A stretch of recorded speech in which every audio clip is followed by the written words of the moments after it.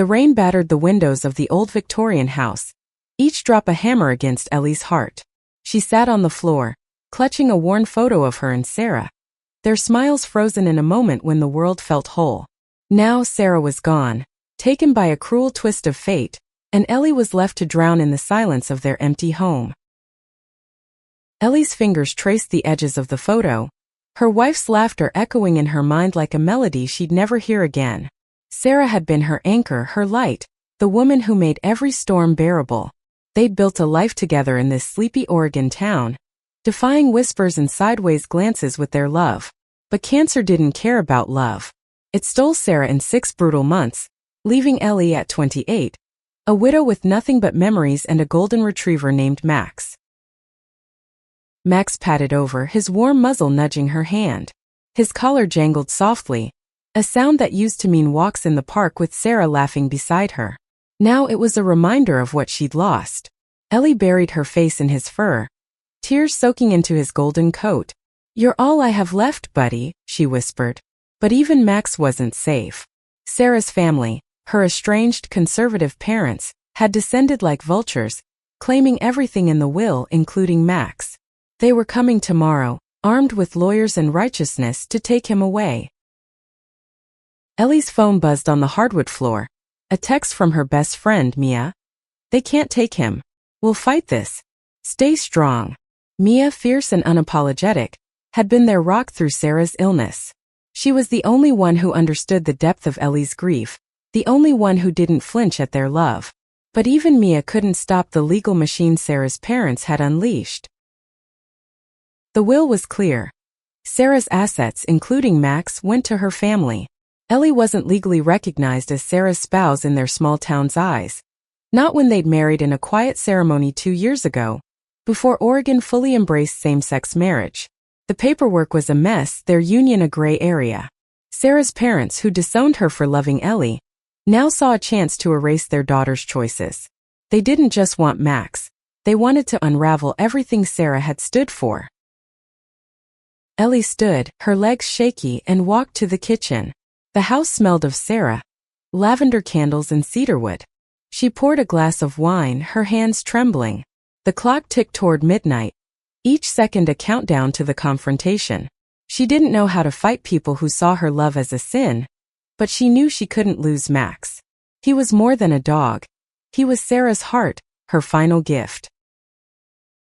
A memory flashed. Sarah, weak from chemo, whispering to Max as she fastened a new tag on his collar. "You keep our secrets, don't you, boy?" she'd said, her smile faint but real.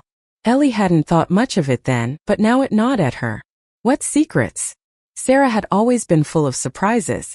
Notes hidden in books, spontaneous road trips, but this felt different. Heavier. Ellie knelt beside Max, her fingers brushing his collar. The tag was simple, engraved with his name and their address. But as she turned it over, something caught her eye, a tiny, almost invisible latch. Her heart skipped. She pressed it, and a small compartment clicked open, revealing a folded slip of paper. Her breath caught. Sarah's handwriting stared back at her, bold and unmistakable. "For Ellie when they come for him." Her hand shook as she unfolded the note. It was a letter, written in Sarah's hurried scrawl, each word a lifeline. "My love, if you're reading this, I'm gone. And they're trying to take everything. Don't let them. Max isn't just ours, he's proof. Check the safe in our room. Code 0923. I love you forever." Ellie's pulse raced. The safe. They'd bought it for important documents, birth certificates, their unofficial marriage license. But Sarah had never mentioned anything else. What proof? What was Sarah hiding? She glanced at Max, who tilted his head, his eyes steady. Whatever this was, it was her last connection to Sarah, her last chance to fight. She ran upstairs, the floorboards creaking under her weight. The safe was tucked behind their wedding photo, a small black box that blended into the shadows. Her fingers fumbled with the code, 0923, their anniversary. The lock clicked and the door swung open. Inside was a single USB drive, labeled in Sarah's handwriting, "For Ellie." Her heart pounded as she grabbed her laptop, plugging in the drive. A video file popped up, titled "To My Family." Ellie's breath hitched. She clicked play and Sarah's face filled the screen, pale, tired, but fierce. "If you're watching this," Sarah's voice said, "you're trying to take what's ours. You won't. I've made sure of it." Ellie's tears fell as Sarah's words washed over her. The video was a bombshell, a defiance of her family's cruelty, a love letter to Ellie wrapped in a plan. Sarah had known her parents would come for everything. She'd prepared for it. The USB held more than a video. There were documents, emails, proof of their life together, proof that Max was Ellie's, proof that their love was real. But the video cut off abruptly, Sarah's last words hanging in the air. "Ellie, find the lawyer in Portland. She knows." The screen went black, leaving Ellie staring at her reflection. A lawyer?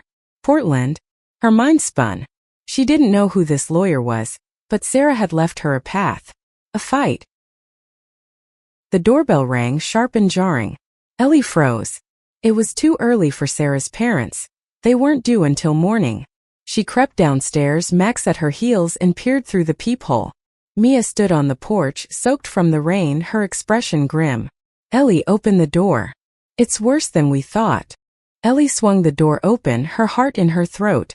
"What's happening?" Mia stepped inside, shaking water from her jacket. "Sarah's parents aren't just coming for Max. They're suing for the house. They're saying you coerced Sarah into everything. Your marriage, the will, all of it." Ellie's knees buckled. She sank onto the couch, Max pressing against her. How can they do this? They didn't even speak to her for years. Mia's eyes burned. "They're claiming you manipulated her. They've got a lawyer who's tearing through every detail of your life. But we're not letting them win." "What's on that USB?" Ellie recounted the video, the note, the lawyer in Portland. Mia's jaw tightened. "Then we go to Portland. Tomorrow. We find this lawyer and we fight." Ellie nodded, her grief hardening into resolve. Sarah had left her a weapon. A secret hidden in Max's collar. She wouldn't let her wife's family erase their love. Not Max, not the house, not their story. The rain outside roared louder, but for the first time since Sarah's death, Ellie felt a spark of hope. She wasn't alone. She had Mia, Max, and Sarah's voice guiding her from beyond. The road to Portland was a blur of gray skies and wet asphalt. Ellie gripped the steering wheel, her knuckles white, while Mia sat in the passenger seat, scrolling through her phone for any clue about the mysterious lawyer. Max lay curled in the back seat, his steady breathing a small comfort in the chaos. Ellie's mind churned with Sarah's video, her voice looping like a lifeline. "Find the lawyer in Portland. She knows." They'd left at dawn, the USB drive tucked safely in Ellie's pocket. The house felt like a battlefield now, with Sarah's parents due to arrive by noon. Ellie had locked the door and left a note. "Gone to handle business. Don't touch anything." She knew it wouldn't stop them, but it bought her time. Time to find answers. Mia glanced up, her dark eyes sharp. "I found a name, Claire Nguyen. She's a lawyer in Portland who specializes in family law and LGBTQ rights. Sarah mentioned her once, didn't she? At that fundraiser last year." Ellie's memory sparked. The fundraiser. A crowded room, Sarah radiant in a blue dress, talking passionately about legal protections for same-sex couples. Claire had been there, a petite woman with a fierce handshake, promising to help if they ever needed it. Ellie's heart lifted. That's her. It has to be. The city loomed ahead, its skyline cutting through the mist. Portland was a world away from their small town, a place where Ellie and Sarah had once dreamed of starting over, free from judgment. Now it was Ellie's last hope. She parked outside a sleek office building, its glass facade reflecting the stormy sky. Max whined softly, sensing her tension. Inside, Claire Nguyen's office was warm, cluttered with books and framed photos of smiling families. Claire herself was a force, mid-30s, sharp suit, eyes that missed nothing. "Ellie," she said, standing to greet them. "I've been expecting you." Ellie froze. "You have." Claire nodded, her expression softening. "Sarah called me a month before she passed. She told me everything, her family, the will, Max. She knew they'd come for you. She made me promise to help." Ellie's throat tightened. Sarah had planned for this even as she was dying. She handed Claire the USB drive, her hands trembling. "This is what she left me. There's a video, documents, I don't know what it all means yet. Claire plugged the drive into her laptop, her fingers flying across the keyboard. The video played again, Sarah's voice filling the room. Ellie's chest ached at the sight of her wife, so alive, so determined. When the video ended, Claire opened the other files. Emails, financial records, a notarized letter. Her eyes widened. This is gold, Ellie. Sarah was meticulous. She documented everything. What does it prove? Mia asked, leaning forward. Claire's smile was sharp. It proves Sarah's parents have no claim. The house, Max, your life together. It's all protected. Sarah set up a trust, naming you as the beneficiary. She hid it from her family, knowing they'd fight it. The letter in Max's collar was her failsafe, in case they tried to bury the truth. Ellie's head spun. A trust? Sarah had never mentioned it. But that was Sarah, always thinking 3 steps ahead, always protecting her. So they can't take Max? Or the house? Not if we play this right, Claire said. But it won't be easy. Sarah's parents have a high-powered lawyer, and they're claiming you coerced her into the marriage. They're dragging your name through the mud. Mia slammed her hand on the desk. They're lying. Ellie and Sarah were everything to each other. I know, Claire said calmly. But we need more than love to win this. We need strategy. Sarah's documents are a start, but we'll need witnesses, character statements, proof of your life together. And we need to move fast. They're filing for an injunction to seize the house tomorrow. Ellie's stomach dropped. Tomorrow. She pictured Sarah's parents storming into their home, tearing through their memories. What do we do? Claire leaned forward, her voice steady. We build a case. I'll file a counterclaim, using Sarah's trust and these documents. You and Mia gather anyone who can vouch for your relationship. Friends, neighbors, coworkers. We'll show the court who Sarah really was, and who you were to her. Ellie nodded, her resolve hardening. She thought of their life together, late-night talks, stolen kisses, the way Sarah's laugh could light up a room.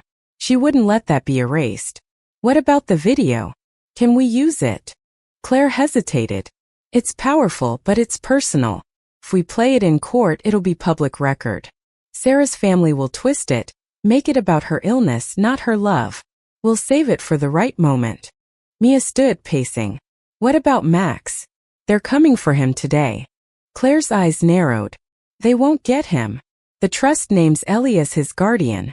I'll draft an emergency motion to block any attempt to take him. But Ellie, you need to keep him safe.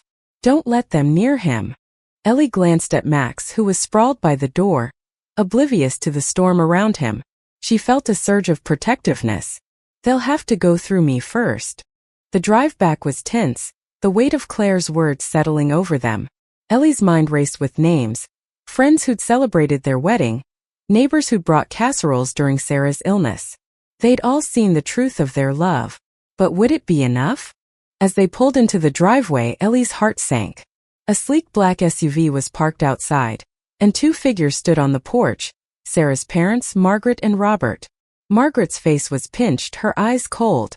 Robert, tall and imposing, held a leash, as if Max was already theirs. Ellie parked and stepped out, Max's leash tight in her hand. Mia flanked her, a silent shield. What are you doing here? Ellie asked, her voice steady despite the fear clawing at her chest. Margaret's smile was venomous. We're here for what's ours. The dog, the house, everything Sarah was too weak to protect. Ellie's blood boiled. Sarah wasn't weak. She was stronger than you'll ever know. Robert stepped forward, his voice low. You're not her family, Ellie. You never were. Give us the dog and we'll make this easy. Max growled softly, sensing the tension. Ellie tightened her grip on his leash, Sarah's note burning in her mind. You're not taking him. You're not taking anything. Margaret's eyes narrowed. We'll see about that. Our lawyer's already at the courthouse. You can't win this, Ellie. Mia stepped forward, her voice like steel. Get off her property. Now. The standoff lasted seconds, but it felt like hours. Finally, Margaret and Robert turned, climbing into their SUV. As they drove off, Ellie's knees buckled. Mia caught her, pulling her into a hug. We've got this, Mia whispered. Sarah's got this. Ellie clung to her, Max pressing against her legs. Sarah's secret was their weapon, but the fight was just beginning. She looked at the house, their sanctuary, and vowed to protect it. For Sarah. For them. The next morning, Ellie woke to the sound of Max's soft snores. She hadn't slept much, her dreams haunted by Sarah's voice and her parents' cold stares. The USB drive sat on the nightstand, a lifeline she clung to. Today was about building their case, gathering the army Claire needed to fight Sarah's family. Mia arrived early, coffee in hand and a notebook full of names. "I called everyone I could think of," she said, spreading papers across the kitchen table. "The Millers, who hosted your engagement party. Tom from the bookstore, who always saved Sarah's favorite novels. Even Mrs. Carter, who baked you that awful fruitcake." Ellie managed a small smile. Sarah loved that fruitcake. Mia snorted. Sarah loved everything. That's why people loved her back. Her voice softened. "They'll show up for you, Ellie. For both of you." They spent the morning making calls, each conversation a bittersweet reminder of Sarah's impact. The Millers cried, promising to testify about the love they'd seen at the engagement party. Tom offered to bring photos from their book club nights, where Sarah and Ellie had argued over Jane Austen with matching grins. Mrs. Carter, voice quivering, said she'd never forget how Ellie cared for Sarah during her illness, bringing her soup every week. By noon they had a list of 10 witnesses, each ready to paint a picture of a love that defied Sarah's parents' lies. But Ellie's stomach churned. Would it be enough? Sarah's parents weren't just fighting for Max or the house. They were fighting to erase her, to rewrite their daughter's story. Claire called as they were eating lunch, her voice brisk. "I've filed the counterclaim. The trust is airtight, but Sarah's parents are digging into your past, Ellie. They're claiming you pressured Sarah into the marriage, that you were after her money." Ellie's fork clattered to the plate. "Money? Sarah was a teacher. We were barely scraping by." "Doesn't matter," Claire said. "They're spinning a narrative. They've got a private investigator looking into your life, your job, your friends, even your college years. We need to be ready." Ellie's chest tightened. She'd grown up poor, worked her way through college, and landed a job as a graphic designer. She and Sarah had built their life on love, not money. The idea of someone twisting that made her sick. "What do we do?" "Stay focused," Claire said. "Keep Max safe. Gather those statements. I'm working on getting the trust certified by the court. And Ellie, don't talk to Sarah's parents. They'll try to bait you." Ellie hung up, her hands shaking. Mia reached across the table, squeezing her arm. "They're scared, Ellie. They know Sarah chose you. That's why they're doing this." Ellie nodded, but the weight of it all pressed down. She looked at Max, who was chewing a toy by the window. His collar glinted, a reminder of Sarah's plan. She had to trust it. That afternoon they visited the Millers, whose cozy farmhouse was filled with photos of Sarah and Ellie, laughing at barbecues, dancing at their wedding. "Sarah was so proud of you," Mrs. Miller said, handing Ellie a stack of letters Sarah had written her. "She said you were her home." Ellie's eyes burned as she read the letters, Sarah's words vivid and alive. "Ellie's my everything, Mrs. M. I don't care what my parents say. She's my family." Each word was a brick in their defense, proof of a love that couldn't be undone. But as they drove back, Ellie's phone buzzed with a voicemail from an unknown number. She played it and Margaret's voice filled the car, cold and sharp. "Ellie, you can't hide from us. We know the truth about you.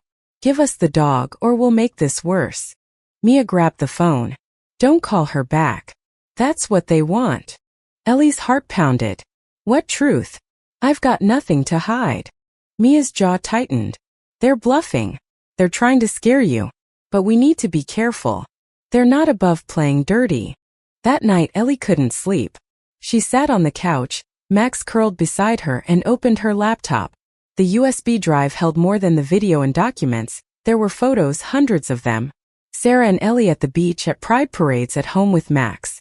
Each one was a memory, a piece of their life. But one photo stopped her cold. Sarah sitting on their porch, writing in a journal Ellie had never seen.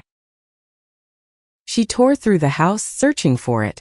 Under the bed, in the closet, behind books. Finally, in a drawer of Sarah's old sweaters, she found it. A leather-bound journal, its pages filled with Sarah's handwriting. The last entry was dated a week before her death. Ellie, if they come for you, don't give up. I've left you everything you need. Max knows. Claire knows. I love you. Ellie's tears fell onto the page. Sarah had known her parents would do this. She'd planned for every move. But what else was in the journal? Ellie flipped through it, finding lists, dates, even a phone number labeled backup. Her heart raced. Was this another piece of the puzzle? She called Claire, reading her the entry. Claire's voice was urgent. That number, call it. Now. It could be someone Sarah trusted, someone who can help. Ellie dialed, her hands shaking. A woman answered, her voice warm but cautious. Hello. This is Ellie, Sarah's wife. She left your number in her journal. A pause then. I'm Rachel, Sarah's cousin. She told me you might call. Ellie's breath caught. Sarah's cousin? She'd never mentioned a Rachel. What did she tell you? Rachel's voice softened. Everything. She said her parents would try to take Max, the house, your life. She asked me to help you. I've got something you need to see. Ellie's pulse raced. Another secret. Another piece of Sarah's plan. Can you meet us tomorrow? Yes, Rachel said. But be careful. My aunt and uncle are ruthless. They'll do anything to win. As Ellie hung up, Mia looked at her, eyes wide. What's going on? Ellie clutched the journal, Max's collar jangling as he shifted. Sarah's still fighting for us. And she's not done yet. The meeting with Rachel was set for a small cafe in Portland, a neutral ground away from the suffocating tension of Ellie's hometown. Ellie and Mia arrived early, Max at their side, his presence a quiet anchor. The cafe buzzed with life, baristas calling orders, students typing on laptops, but Ellie's focus was razor-sharp. Rachel was a wild card. A piece of Sarah's past Ellie had never known. What did she have? And why had Sarah kept her a secret? Rachel walked in, a woman in her early 30s with Sarah's green eyes and a cautious smile. She carried a manila envelope, its edges worn. Ellie, she said, sitting across from them. I'm so sorry about Sarah. She was everything. Ellie nodded, her throat tight. You knew her well? Rachel's eyes softened. We were close as kids before her parents cut me off too. I came out as bi years ago and they didn't take it well. Sarah reached out last year. Said she needed someone in the family she could trust. Mia leaned forward. Trust with what? Rachel slid the envelope across the table. This. Sarah sent it to me before she got too sick. She said it was insurance, in case her parents tried to erase you. Ellie opened the envelope, her hands trembling. Inside were letters, photos, and a notarized document, a second copy of the trust Claire had mentioned, but with an addendum. Sarah had named Rachel as a co-executor, someone to ensure Ellie's rights were protected. There was also a letter addressed to Ellie in Sarah's familiar scrawl. My love, if Rachel's with you, you're safe. She knows who I was. She knows us. Ellie's eyes burned. Sarah had built a fortress around their life, even as her own was fading. Why didn't she tell me about you? Rachel sighed. She wanted to protect you. She knew her parents would come after anyone who helped you. I've been hiding from them, living out of state. But I'm here now. Mia's eyes narrowed. What else is in there? Rachel pulled out a photo, a young Sarah and Rachel, arms around each other, laughing at a family reunion. On the back, Sarah had written, "Before they tore us apart." There were also emails printed out between Sarah and her parents.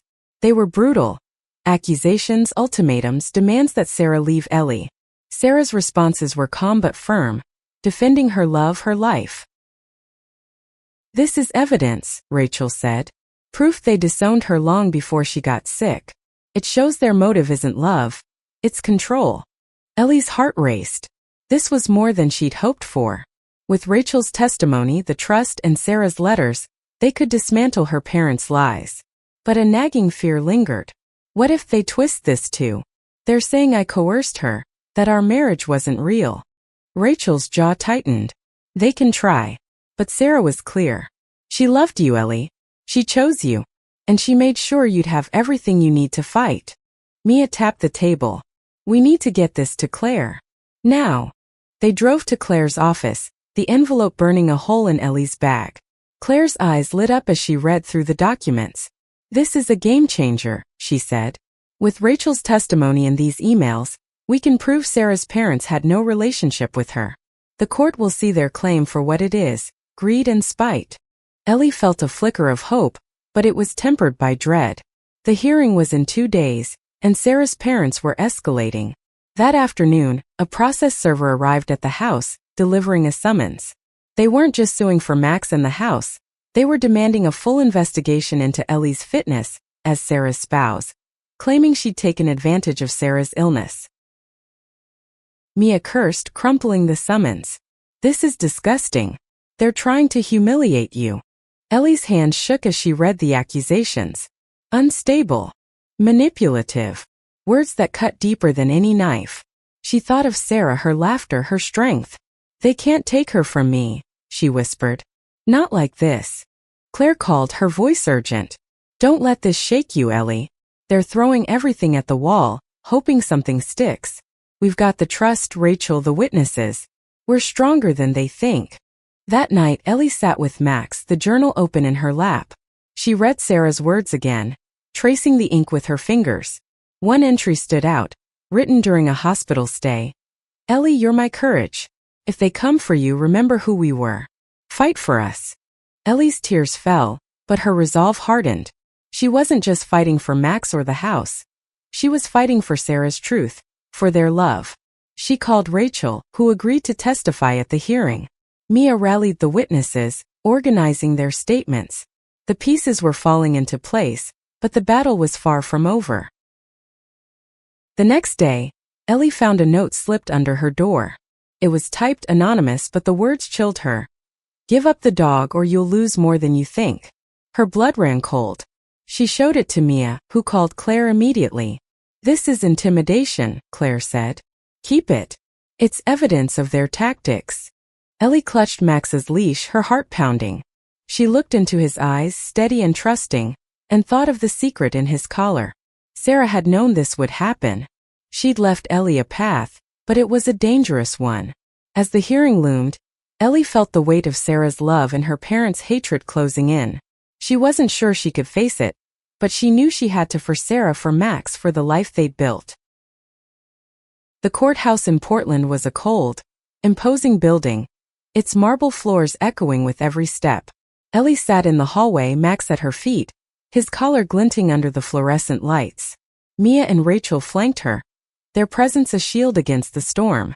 Claire was inside, preparing for the hearing, her briefcase stuffed with Sarah's documents, Rachel's testimony, and the witnesses' statements. Ellie's heart pounded, each beat a reminder of what was at stake. Sarah's parents arrived, their lawyer, a slick man in a tailored suit, trailing behind. Margaret's eyes locked onto Ellie, sharp and unyielding. Robert's face was a mask of disdain. They didn't acknowledge Max, didn't even glance at him. To them, he was a pawn, not a living piece of Sarah's heart. Claire emerged, her expression calm but fierce. "We're ready," she said, squeezing Ellie's shoulder. "Stay strong. Sarah's with you." The courtroom was small, the air thick with tension. The judge, an older woman with sharp eyes, called the session to order. Sarah's parents' lawyer went first, painting a vicious picture of Ellie as a predator who'd manipulated a vulnerable Sarah for financial gain. He questioned their marriage, their life, even Ellie's character. Each word was a knife, twisting deeper. Ellie gripped Mia's hand under the table, her vision blurring. She wanted to scream, to tell the room how Sarah had chosen her, how they'd built a home filled with love. But Claire had warned her to stay silent, to let the evidence speak. Claire stood, her voice steady. "Your Honor, the petitioner's claims are baseless. Sarah Thompson created a trust, naming Ellie Harper as her beneficiary and guardian of their dog, Max. We have documents, witnesses, and testimony proving Sarah's intent and the strength of their relationship." She presented the trust, the emails, Rachel's letters. One by one, their witnesses took the stand. The Millers spoke of Sarah and Ellie's love, their voices breaking as they recalled the wedding. Tom described Sarah's joy, her pride in Ellie. Mrs. Carter, frail but fierce, recounted Ellie's devotion during Sarah's illness. Each story was a thread, weaving a tapestry of a life Sarah's parents couldn't erase. Rachel's testimony was the turning point. She spoke of Sarah's strength, her defiance of her parents' bigotry, her love for Ellie. Sarah knew they'd come for everything, Rachel said, her voice clear. She trusted me to protect Ellie. That's why she sent me the trust. The judge's expression softened, but Sarah's parents' lawyer wasn't done. He produced a new document, a letter allegedly from Sarah, claiming she'd been coerced into the marriage. Ellie's heart stopped. It was a lie, a forgery, but the handwriting was close enough to fool someone who didn't know Sarah's soul. Claire objected, demanding a handwriting analysis. The judge agreed, but the damage was done. Doubt lingered in the room. Ellie felt it, a weight pressing her down. She looked at Max, his steady gaze grounding her. Sarah's note flashed in her mind. Max knows. That night, back at the house, Ellie couldn't shake the letter. It wasn't Sarah's. She knew every curve of her wife's handwriting, every quirk. But how could she prove it? She sat with Max, his collar in her hands, and noticed something she'd missed. A faint engraving inside the band, barely visible. Check the tag. Her heart raced. She'd already found the note in the tag, but had she missed something else? She examined it again, pressing every edge. A second compartment clicked open, revealing a tiny microchip. Her breath caught. She called Claire, who rushed over with a tech expert. The chip held a single file, a scanned copy of Sarah's real will, dated a week before her death, naming Ellie as her sole heir. It was notarized, undeniable. Claire's eyes lit up. This is it, Ellie. This is what Sarah meant. They can't fight this. The next day, Claire presented the chip in court. The judge ordered an immediate verification, and the room held its breath. Sarah's parents' lawyer faltered, his confidence cracking. The handwriting analysis came back, proving the letter was a forgery. The chip's will was authentic, its date and notarization airtight. The judge's ruling was swift. The trust and will are valid. Ellie Harper is the rightful beneficiary of Sarah Thompson's estate, including the dog, Max, and the property. The petitioner's claims are dismissed. Ellie's tears fell, relief flooding her. Mia hugged her, Rachel smiled, and Max nudged her hand. Sarah's parents stood, their faces pale, and left without a word. They'd lost not just the case but their daughter's legacy. Outside, Ellie knelt beside Max, her fingers brushing his collar. You kept her secrets, didn't you? She whispered. The weight of Sarah's love, her fight, settled over her. They'd won, but the victory was bittersweet. Sarah was still gone. The weeks after the hearing were a blur of quiet victories and lingering grief. Ellie returned to the house, now legally hers, but it felt emptier without Sarah's laughter. Max followed her everywhere, his collar a constant reminder of Sarah's foresight. Ellie framed the photo from the USB drive, Sarah writing in her journal on the porch, and hung it above the fireplace. It was a small act of defiance, a way to keep Sarah's presence alive. Mia and Rachel became fixtures in her life, their support unwavering. Rachel, now reconnected with Ellie, shared stories of Sarah's childhood, her stubborn streak, her love for animals, her quiet courage. She always knew who she was, Rachel said one evening, sipping coffee on Ellie's couch, even when they tried to break her. Ellie nodded, her fingers tracing the journal's cover. She'd read every page now, each entry a piece of Sarah's heart.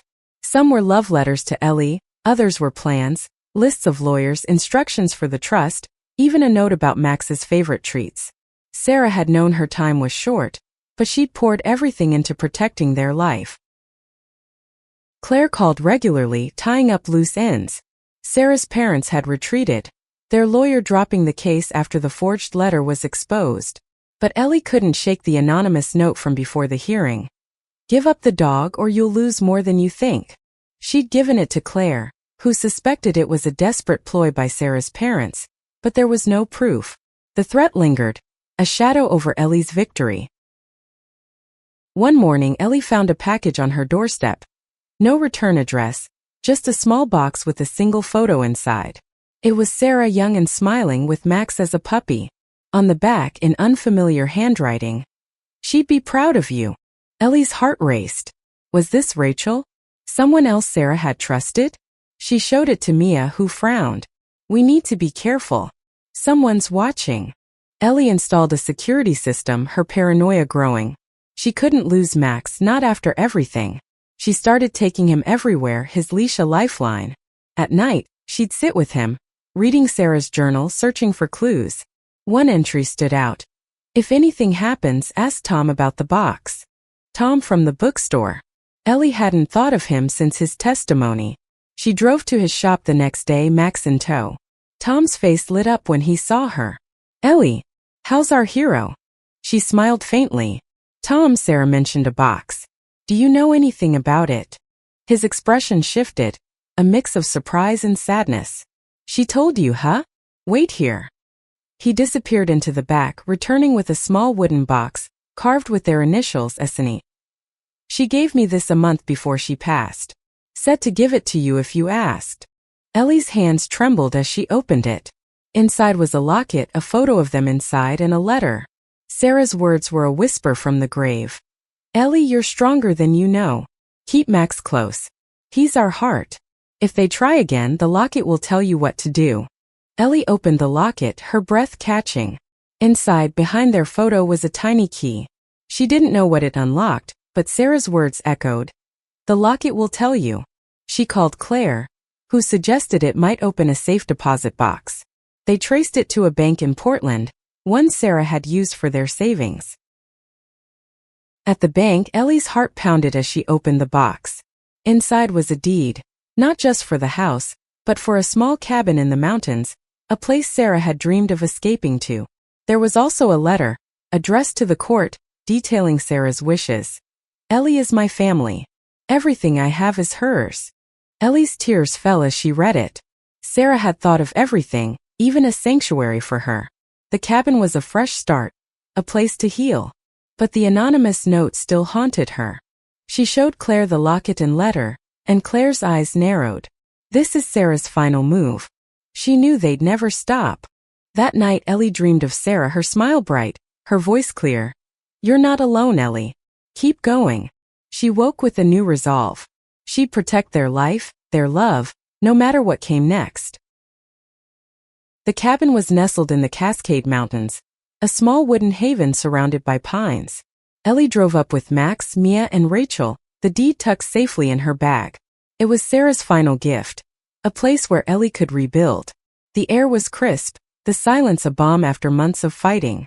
But the anonymous note still lingered in her mind, a shadow she couldn't shake. They spent the day exploring the cabin, its cozy fireplace, the porch overlooking a valley, the bedroom with a skylight for stargazing. Sarah's touch was everywhere. A quilt she'd loved, a photo of them pinned to the fridge.